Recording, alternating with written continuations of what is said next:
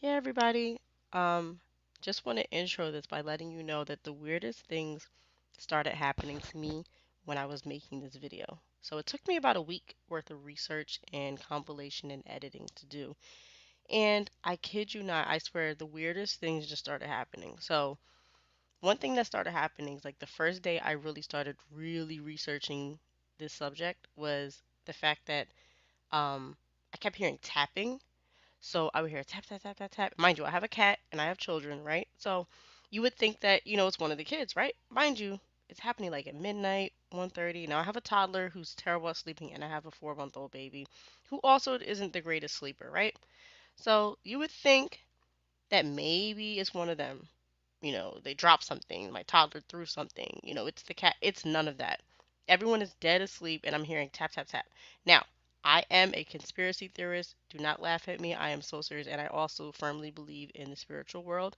So, excuse me, I'm getting over the flu. So basically, like I would get up, I go see where the tapping is coming from. I know you're probably thinking of every horror movie, like don't go looking for anything. But listen, it was driving me crazy, and I had a feeling that maybe it was one of my kids because my 9-year-old likes to wake up sometimes too. So like I'm walking around, I don't hear it. I'm upstairs when I hear the tapping at first, so then I go back to my computer. It's nothing, right?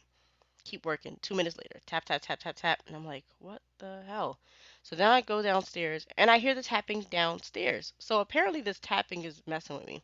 So I know better than to go to the door and I know better than to open any doors because, I've always heard and I've seen a lot of movies if you open the door, you're inviting them in. So I'm like, hell no, I'm not opening the door, whatever. So the tapping stopped after I was like, basically leave me alone. I'm doing the video, stop. So they stopped the tapping, right? So yesterday, I kid you not, it feels like something was just messing with me mentally. Like I had a lot of brain fog. Now, granted, we all had the flu this week. Okay, fine. But to have that type of brain fog out of nowhere, it was crazy. And then I started having issues with like the sound on my computer. Today the computer wouldn't even turn on, right? So then the sound wasn't working. I heard all this crackling. I tried to restart it, it wasn't restarting. The battery wouldn't charge. It was just like so many things that kept happening, and it was ridiculous. And I chalked it up to, you know what, they don't want me to expose them and say what they are, and I'm still gonna do it anyway. So here we go.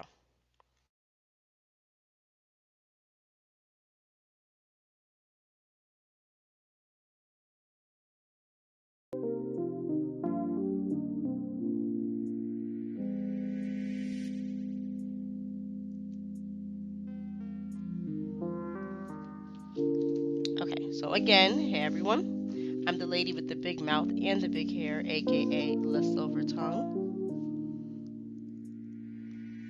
So this is my channel where we're going to cover a wide range of topics such as, mysterious stuff. Occasionally I'll discuss a little bit of American history or global history. I don't know yet. Current events, family, true crime, a little bit of everything, right? Anything that you can, think of.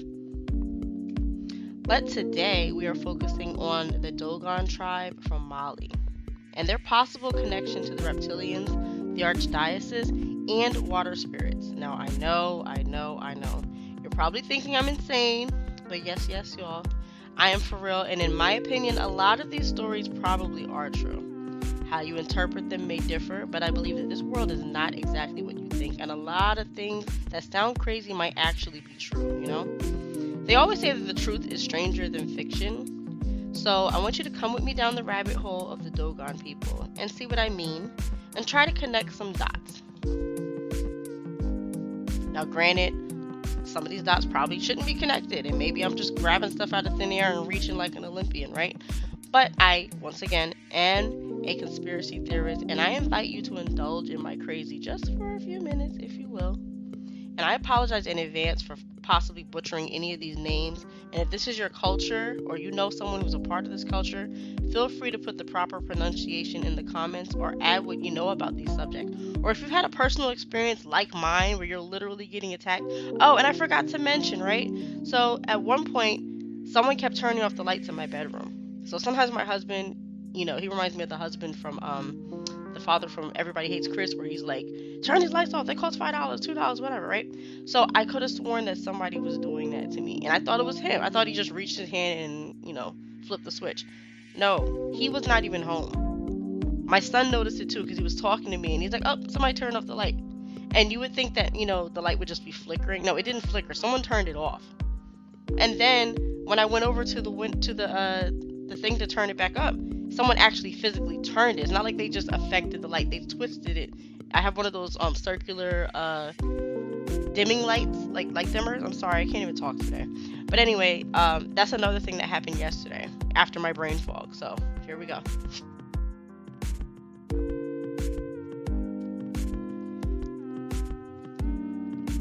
So please note, there's no hate speech allowed, no name calling, no violent language. None of that's going to be tolerated on this page. If I see it, I'm blocking it and I'm deleting it.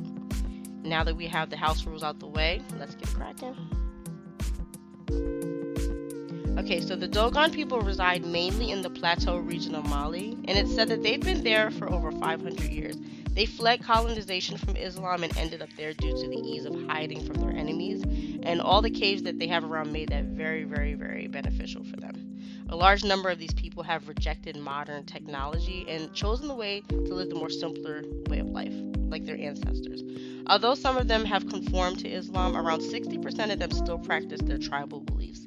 They don't have an official written language, but their history and lineage is passed down through oral tradition. The approximate population today is around 600,000.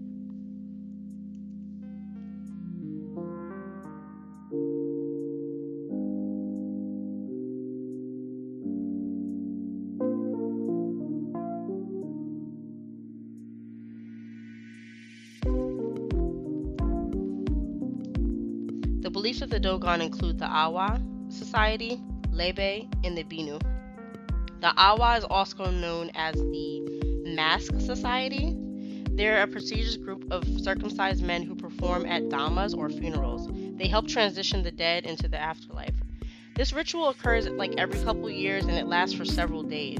These masks are supposed to be depicting people, animals, and deities reenacting their history. The primary deity is Amma, and they say that Amma came directly from the stars and he's a microscopic being.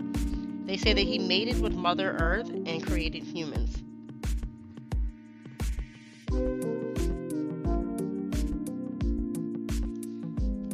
They also believe in Binu. Binu is a practice where they reverence their various deities on totem carvings. This is said to have protective spirits attached to them and ancestral spirits. They build shrines in order to keep good fortune and protection. Lastly, they believe in the Lebe or Liwe. Again, I'm so sorry if I'm butchering the names. Anyway, this is a serpent god. Going back to the original deity named Amma, it's said that the first ancestor of Amma and Mother Earth are the Nomo twins, Domo and Ono. Lebe is said to be their descendant, who was originally a man and transformed himself into a serpent. The serpent is said to have led them to the new land where they reside today. They profess that they are originally from Egypt and were taken from Egypt to Mali in an attempt to escape colonization. Until this day, they still reverence the serpent as their ancestral spirit guide. Now, I'm just going to backtrack a little bit. Once again, Amma is the guiding being, I guess, if you want to find it. He mated with Mother Earth and had Nomo and Numo, the twins. And Amma is sometimes described as a fish-like creature with the head of a fish and a humanoid bottom. He's mostly described as a reptilian water spirit. Now, when I tell y'all, this rabbit hole goes so freaking deep.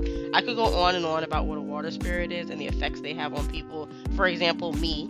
I mean, it's ridiculous. However, I'm going to try to keep it real short and cute for the sake of time. So anyway, water spirits come from the marine kingdom and are all over the world. There are several different types. The banshees are from Ireland. Sirens are from the Mediterranean. Rusalka is in Europe. The Manikishi are known in the Americas, like North, South, and Central. Nymphs or Kelpies are known in the British Isles.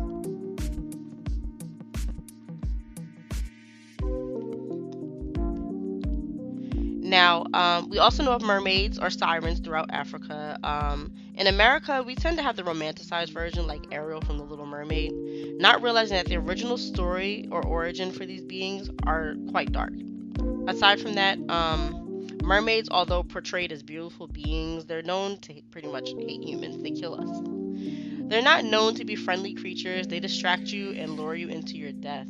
And in Christianity and other similar religions, they're known as demon or jinn. They're known for their sensuality, and many people believe that if a water spirit possesses you, it can lead you into like an immoral lifestyle, like adultery, addictions, vanity, anger, and they often target children. It's also believed that in these cultures, they give sacrifices and pay homage to these creatures. They can be passed down through generations, and unfortunately, their negative attributes, such as addiction or unsavory behavior, can be passed to the children.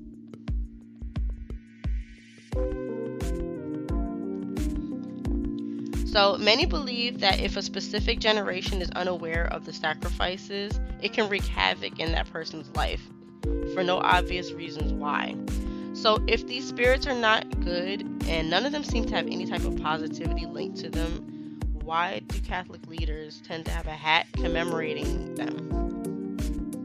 What am I talking about? Well, looky here. It's pretty undeniable that the hat that the popes and bishops wear looks a lot like a fish. There's an ancient fish god named Dagon, and his priests were known to wear hats that look exactly like the hat that the popes wear. This is a picture of Dagon. You think that's a coincidence? I don't think so. Anyway, the priests that worship Dagon, they used to wear hats paying homage to that deity. So maybe the Catholic Church just like fish as well. Who knows? Another thing to think about is the fact that the Dogon people have a very similar name to the god Dagon. Now, I haven't been very successful in finding any concrete correlations online between the two, but it's pretty undeniable. The Dogon people have reverence and they worship their ancestor, and he has all the same characteristics of Dagon. Once again, this could be pure speculation on my part, and I could be completely wrong. However, my tin hat is not wrong. My tin hat is definitely tingling, and they believe that there is a strong correlation between the two. And a lot of the characteristics that the Catholic Church has with their leadership wearing these hats is linked to other religions. There's a lot of paganism in Catholicism. Who's to say that Dogon and Dagon religions are not exactly different? Maybe they're the same and they just practice differently. Who knows? I want to leave you with a tidbit of information. As crazy as all of this sounds, the fact that skeptics think that, these people are just making these things up out of thin air and it just sounds so crazy. Here's some food for thought. About 100 years ago, like 1931, a European scientist visited Mali and he spoke with the Dogon people. He thought he was going there to school them. Turns out they knew more about the stars and even the human body than was expected. They knew about Sirius A and Sirius B. They were able to tell him things that only someone with modern technology would know. Things that were only discovered maybe 50 years ago. However, these people had an oral tradition tracking hundreds of years of star movement. Of course, to the Europeans, they were a bunch of uninformed and ignorant primitive Africans, not realizing that these people that knew more about the universe than they did. How could these people have this type of knowledge? How did they know so much about the circulatory system and about the map of nerve endings in the human body and the way blood flows without x-rays, MRIs, or any of that? These people didn't have electricity, no televisions, no iPhones, no iPads, no internet, none of that. However, these people knew for hundreds and possibly thousands of years some findings that these people were just now figuring out. Makes you think, right? Now, hopefully I've inspired you to be crazy like me and put on your tin hats. If you don't have one, go get one. They might have it on Amazon or Temu. I don't know. But, to all my fellow peculiars and even my skeptics, thank you so much for watching.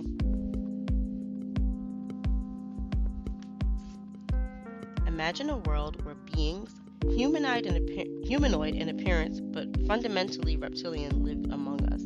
These shapeshifters are said to wield immense influence over our society, operating in secrecy to control global affairs. Some theorists suggest that they are part of an elite group with a hidden agenda, manipulating key events throughout history to serve their interests. While this might sound like a lot of science fiction, proponents of the reptilian theory point to ancient texts, religious symbolism, and our supposed eyewitness accounts of evidence. They argue that the reptilian beings have been ingrained in human culture and history for centuries, guiding our development. Now, I want to emphasize that this belief is not widely accepted by the scientific community, and they overwhelmingly reject the conspiracy theory related to this matter. Skeptics argue that these claims often rely on misinterpretations, coincidences, or cognitive biases. Despite the skepticism, those who believe in reptilian theory feel that it offers an explanation for the seemingly unexplainable. They assert that the critical mass of people waking up to this reality could potentially lead to positive change, exposing the clandestine forces they believe to have played. In conclusion, whether you find the reptilian conspiracy theory fascinating or far-fetched, exploring unconventional ideas challenges us to question the status quo.